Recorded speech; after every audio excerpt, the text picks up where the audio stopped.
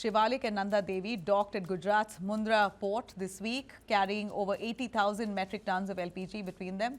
But while supplies are arriving, the big question still remains on when will this actually ease the crisis on the ground, because the crisis is real. In Karnataka, situation is only increasingly becoming serious. What started as a supply disruption has now spiraled into a full-blown crisis, especially for the hospitality sector.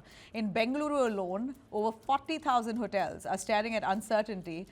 But behind those numbers are nearly 6 lakh workers, many of them migrants, now living with a constant fear, the fear of losing their jobs. For these workers, this is not just a supply issue, it's also about survival. With commercial LPG cylinders in short supply, kitchens are slowing down, some are shutting temporarily, and work hours are being cut for daily wage staff like cleaners, cooks and servers. That directly means loss of income. Across the city, there's growing anxiety.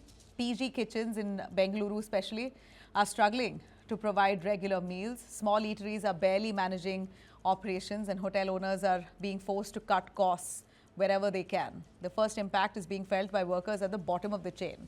The Bruhat Bangalore Hotels Association has already moved the High Court, calling these workers the invisible victims of this crisis.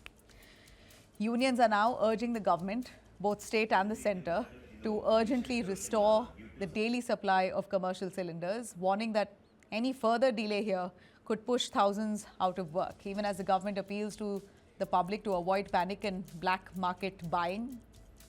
The ground reality remains tense.